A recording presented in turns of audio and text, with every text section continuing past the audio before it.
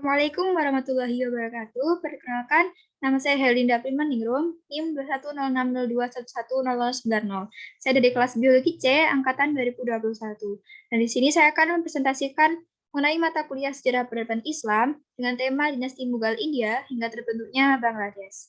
Nah, topik apa saja sih yang akan saya angkat pada presentasi kali ini? Nah, berikut adalah daftar dari presentasi yang akan saya bahas. Yang pertama, yakni saya akan bahas mengenai sejarah berdirinya Dinasti Mughal, kemudian berlanjut ke biografi para penguasa dinasti Mughal, kemudian masa kejayaan dari dinasti Mughal hingga kemunduran dari dinasti Mughal. Nah, keruntuhan dari dinasti Mughal ini berdampak dengan terbentuknya dari negara Bangladesh. Nah, saya akan membahas mengenai proses terbentuknya dari Bangladesh. Selanjutnya yakni langsung saja saya akan membahas mengenai sejarah berdirinya dari dinasti Mughal di India. Ini semua bermula dari ambisi seorang bernama Zainuddin Babur, yang mana ia bertekad untuk menaklukkan Samarkand. Samarkand ini adalah kota penting dan menjadi pusat di Asia Tengah pada kala itu. Nah, awalnya Zainuddin Babur ini sempat mengalami kegagalan, tapi kemudian ia berhasil mendapatkan bantuan dari Sultan Daulah Syafiyah, yakni Ismail I. Nah, setelah berhasil mendapatkan bantuan, ia pun berhasil menaklukkan Samarkand pada tahun 1492 Masehi. Berlanjut pada tahun 1504 Masehi, Babur ini berhasil menduduki Kabul, yakni ibu kota Afghanistan. Nah, ternyata tidak sampai di situ saja, Babur pun meneruskan ekspansinya hingga ke India, yang mana kala itu Ibrahim Lodi, seorang penguasa India, tengah dilanda kekrisisan, sehingga stabilitas dari pemerintahnya ini sedang kacau balau dan tidak menentu. Apa sih penyebabnya? Ya, ini disebabkan oleh Alam Khan, paman dari Ibrahim Lodi sendiri, yang bekerja sama dengan Dawlat Khan, gubernur Lahore. Mereka ini sama-sama berkhianat dan mereka ini sengaja mengirim utusan ke Kabul untuk meminta bantuan dari Babur dengan tujuan untuk menjatuhkan dan menggulingkan pemerintahan Ibrahim Lodi di Delhi dan di India. Nah, selanjutnya pada 21 April tahun 1526 Masehi terjadi pertempuran yang sangat dahsyat yang terletak di Panipat antara Babur dan Ibrahim Lodi. Nah, pasukan Lodi ini berjumlah yang lebih besar, sekitar 100.000 kekuatan tentara dengan 1.000 pasukan gajah. Sedangkan tentara Babur ini hanya berjumlah 25.000 pasukan. Tetapi naasnya Ibrahim Lodi beserta ribuan tentara ini tewas dalam pertempuran tersebut. Meskipun pasukan dari Babur ini jumlahnya lebih sedikit, tetapi ia mampu dan berhasil memenangkan pertempuran tersebut. Kemudian ia beserta pasukannya ini memasuki kota Delhi untuk membangun sebuah pemerintahan. Nah, dengan ditegakkannya pemerintahan Babur di kota Delhi ini, maka berdirilah Daulah Mughal di India pada tahun 1526 Masehi. Lanjut, kita ke biografi para penguasa dinasti Mughal India. Yang pertama, yakni ada pendiri dari Daulah Mughal, yakni Sultan Babur. Ia berkuasa mulai dari tahun 1526 Masehi hingga 1530 Masehi. Nah, ia ini bernama lengkap Zahiruddin Muhammad Babur, lahir di Fargana.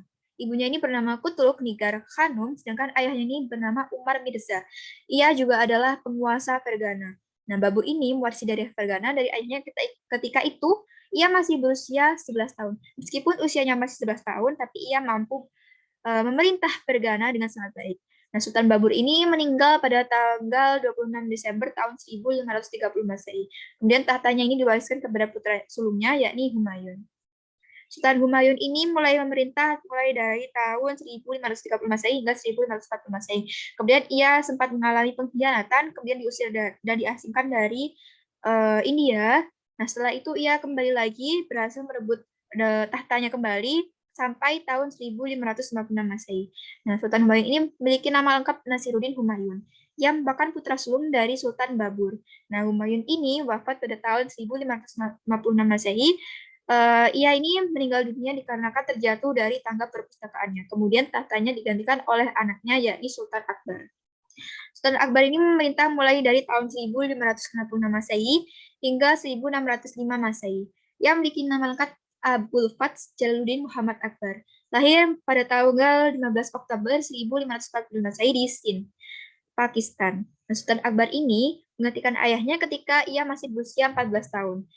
Nah, karena ia masih belum dewasa, jadi pemerintahnya ini diberikan kepada Perdana Menterinya. Kemudian ketika ia dewasa, barulah ia memegang kendali seluruhnya atas pemerintahannya. Nah, Sultan Akbar ini sangat terkenal dengan raja yang memiliki berbagai kebijakan yang baik di bidang politik, agama, sosial, maupun dalam bidang kemiliteran, terlebih di pemerintahan tersebut. Nah, sehingga ia mampu membawa masa kejayaan dari dinasti Mughal.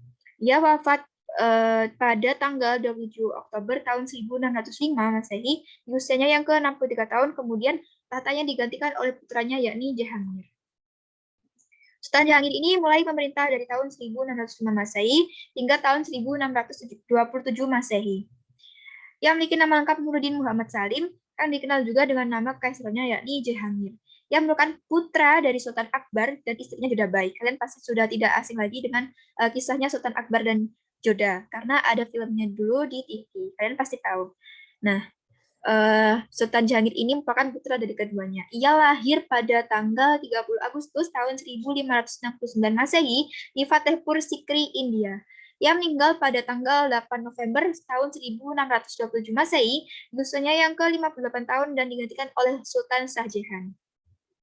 Sultan Shah Jahan ini mulai memerintah dari tahun 1627 Masehi hingga tahun 1658 Masehi. Ia memiliki nama lengkap Muzaffar Zahabuddin Muhammad Shah Jahan Padshah Ghazi.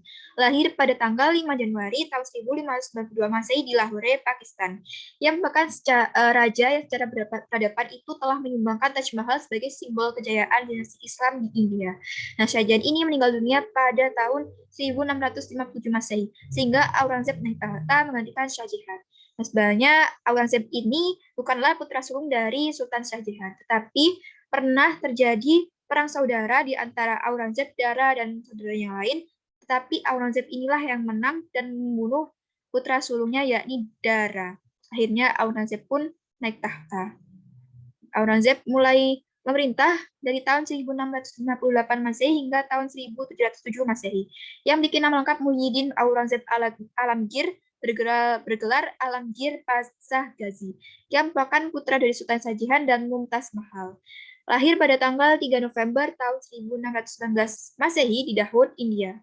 Memiliki kepribadian yang berwatak berani, tegas, berwibawa, keras, dan bijak. Kepemimpinannya ini setara dengan Sultan Akbar yang membawa kepada masa kejayaan besar-besaran. Sultan Aurangzeb ini meninggal pada tanggal 3 Maret tahun 1707 Masehi di Bihar, Ahmednagar, India. Nah, setelah Sultan Aurangzeb ini meninggal, dinasti Mughal ini dipimpin oleh penguasa yang lemah dan kurang mumpuni, sehingga membawa kepada masa-masa kehancuran dari dinasti Mughal. Selanjutnya yakni kita berlanjut ke masa kejayaan dari dinasti Mughal. Siapa saja sih sultan yang telah membawa masa kejayaan dari dinasti Mughal? Yakni yang pertama adalah Sultan Akbar. Sultan Akbar ini lebih mementingkan kepada ekspansinya yang besar-besaran dan cara pemerintahannya yang militeristik. Kemudian ada Sultan Jahangir, Sultan Shah Jahan, dan Sultan Aurangzeb. Nah, Sultan Akbar ini lebih banyak melakukan ekspansi ke timur, barat, selatan, dan utara. Kemudian, sedangkan pada masa pemerintahan Sultan Jahangir, Sultan Shah Jahan, dan Sultan Aurangzeb, orientasi politik dan pemerintahnya itu lebih banyak mengarah pada mempertahankan keutuhan kekuasaan yang sudah ada, kemudian juga fokus pada pembangunan ekonomi dan sosial melalui pertanian, perdagangan, pertambangan, pengembangan budaya, seni, serta arsitekturnya. Nah, kalian pasti sudah tidak asing lagi ya dengan Taj Mahal. Nah, Taj Mahal ini merupakan salah satu bukti dan simbol dari kejayaan dinasti Mughal. Arsitektur dari bangunannya yang indah, megah, dan menawan menjadikan Taj Mahal ini sebagai salah satu karya yang diakui sebagai salah satu dari 7 keajaiban dunia.